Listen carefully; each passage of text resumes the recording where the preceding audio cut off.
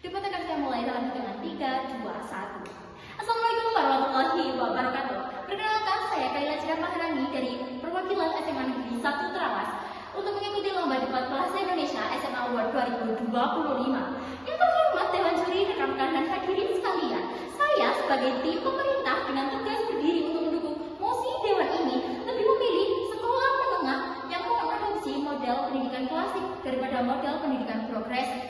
Juri sekalian, mari kita pahami esensi perdebatan kali ini. Pendidikan klasik menekankan fondasi akademik yang kuat, disiplin, dan nilai-nilai moral lainnya. Sedangkan pendidikan progresif lebih menekankan kebebasan, kreativitas, dan fleksibilitas.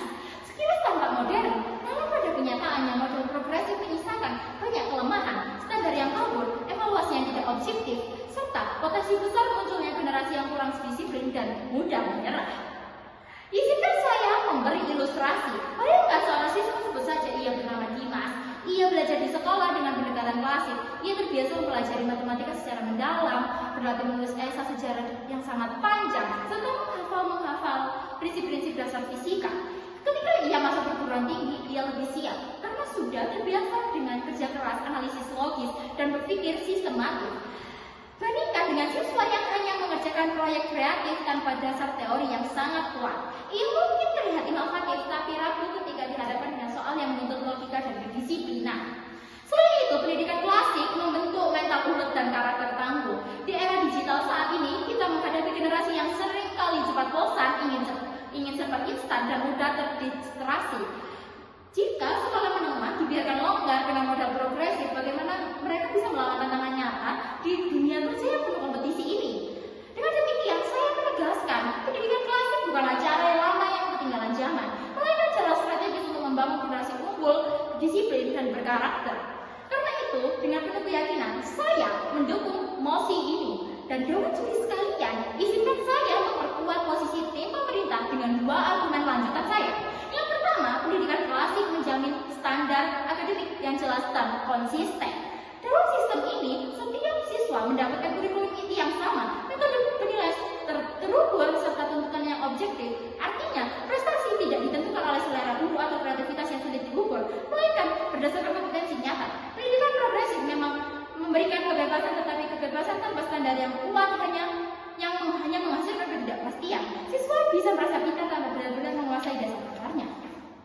Dan yang kedua, pendidikan klasik membangun nilai moral dan etika universal. Siswa tidak hanya dijadikan ilmu pengetahuan, tetapi juga karya sastra, sejarah peradaban, dan moral-moral lainnya. Ini membentuk kecintaan terhadap tradisi, penghormatan kepada guru, serta kesadaran akan tanggung jawab sosial. Pendidikan progresif akan terlalu menekankan kebebasan yang seringkali melemahkan otoritas guru dan mengikis nilai-nilai disiplin. Dengan demikian, jelas bahwa pendidikan klasik lebih mampu membentuk manusia berpengetahuan luas atau bermoral. Inilah alasan mengapa saya mendukung model ini untuk sekolah menengah ke atas. Dewan Juri yang sangat saya hormati, izinkan saya menutup argumen tim pemerintah dengan melihat gambaran yang lebih luas kembali. Pendidikan klasik adalah fondasi kokoh sebelum siswa memasuki dunia modern yang penuh tantangan ini. Progresif memang menarik karena memberi kebebasan, tetapi mari kita realistis saja. Tidak semua remaja siap mengatur dirinya sendiri. Justru di masa remaja tanpa itu mereka akan tumbuh rapuh dan tidak siap menghadapi tekanan akademik maupun pekerjaan. Dan bayangkan jika semua sekolah menengah memakai model progresif, siswa belajar sesuka hati, guru akan menjadi fasilitator saja, dan penilaian lebih banyak berbasis proyek. Akibatnya, ada siswa yang tidak serius namun tetap lulus karena kreativitasnya dihargai, meski minim pemahaman dasar. Inilah yang sangat berbahaya. Lahir generasi yang kreatif di permukaan, tetapi rapuh di kedalaman.